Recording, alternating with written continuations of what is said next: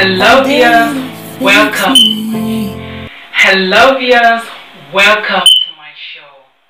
Today I have much more information that I would like to share with you all today, and in addition to that I will also be showing you a video on a much different topic in addition to all the topics that I've discussed about online abuse. Anyway, many of you already know me. I'm a fashion designer, I'm a makeup artist and a YouTuber. See you in the next clips. Hello viewers and welcome back to my show. Just like I previously said, I have some very special information that I would like to share with you all, and also I'll be playing a video for you. But before we play this video, just to let you all know that this video that I'm playing is a video from somebody who is also trying to get a message across about abuse. So I'm just using these videos to also help them to promote the awareness of abuse and just to generally send the message out. So we'll be playing the video now, so I would like for you all to sit back, relax and do enjoy the video.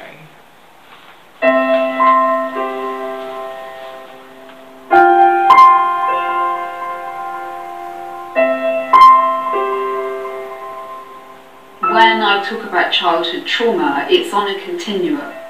So some children have had horrific starts in life. They've experienced sexual abuse, they've lived with domestic violence 24/7.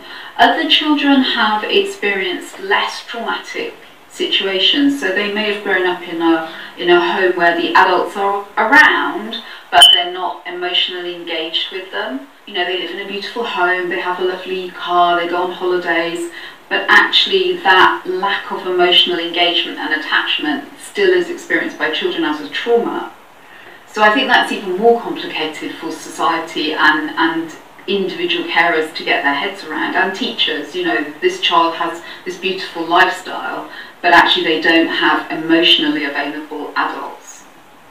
It's very interesting that those who have the most influence in our children's lives, so whether that's in an early years setting or a school, we still are not giving them insight into what trauma and complex early attachment does to a child. So we need to give this strong foundation of an understanding of how a brain is affected pre-birth even by being frightened. Because if a woman is frightened when she's pregnant and very stressed, then already we have set up, you know, a child's brain to be more alert, more anxious, more reactive.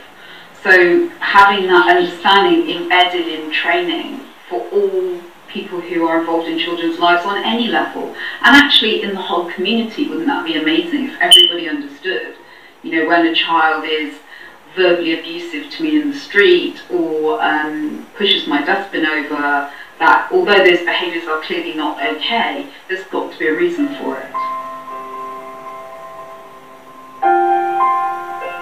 When I started my work 20 years ago, there wasn't a lot of great neuroscience around to explain the effects of trauma on brain development. Now we're really, really lucky. There's so much research, amazing research, which can show us exactly how when you scare a child every day, when they're frightened, repeatedly frightened, that it actually shapes the way that their brain forms. So we know now that what happens even pre-birth to a child when their brain is forming has a massive impact on their onward journey in life. And so whilst we talk about early years as being imperative and a great focus, actually we now know that science is telling us we have to focus just as much on the pre-birth experience for that child and supporting women during their pregnancy, and that's vital.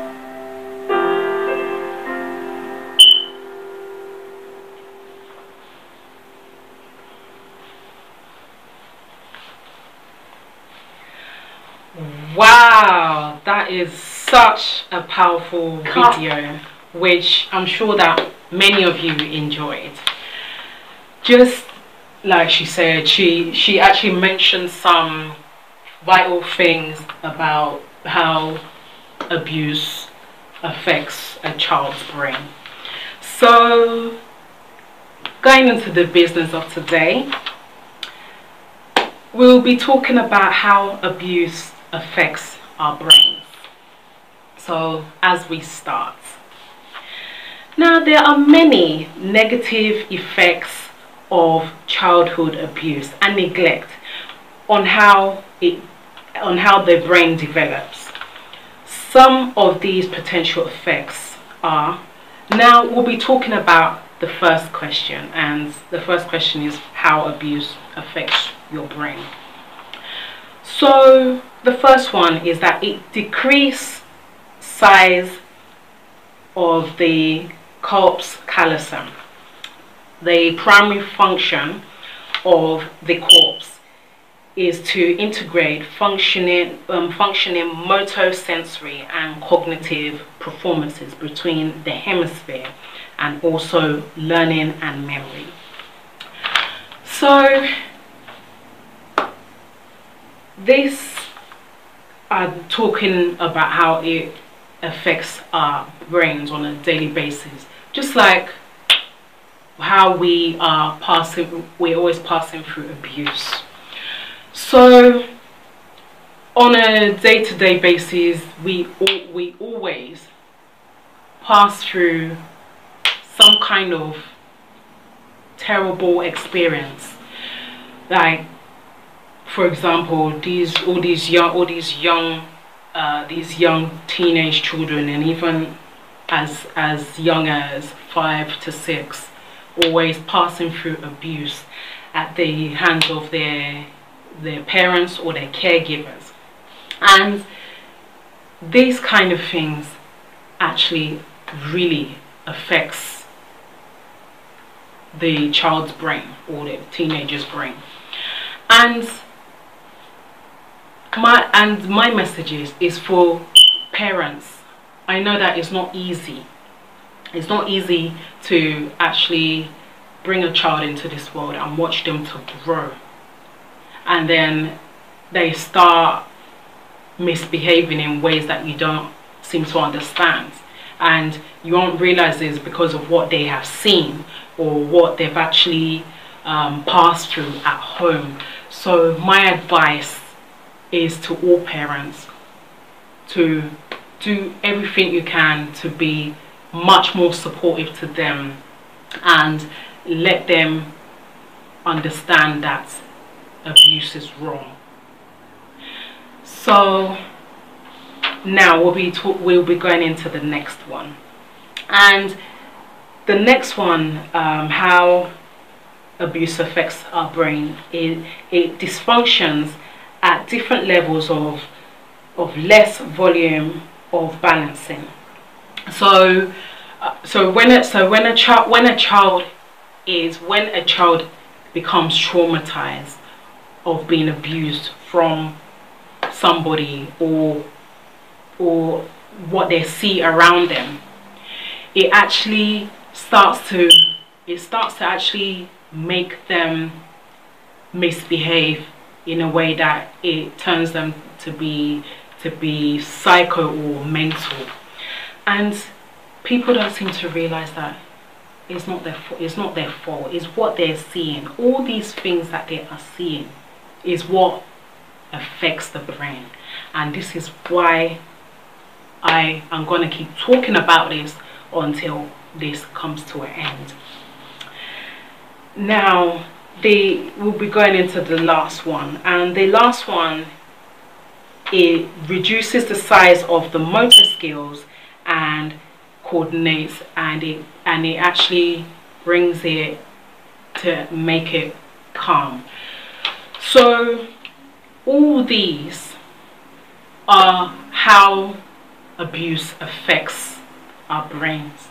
So that is why, like I keep saying, please, abuse is abuse, and it needs to stop, because it is really having a torn effect on us, on all of us, and on our brains. So when you're out there and you see a child that is acting acting psycho or being mental, it's not their intention, and they're not intentionally doing it. It's just because of what they have passed through. So now we'll be coming to the end of the show now. So all I'll just say is that the only way to just overcome this is just to report and to shout out, send the message out that abuse needs to stop. Stay alert, stay positive, and do shout out for help. Okay, now many of you already know me. I'm a fashion designer, I'm a makeup artist, I'm a YouTuber, and again, it's your girl Adez. Please do subscribe, please comment, like me, and if there's anything you didn't understand, please do write me a comment. And also, before I forget, please do turn on your notification bar so that you guys can be able to see more free videos coming up during the week. God bless you. Bye.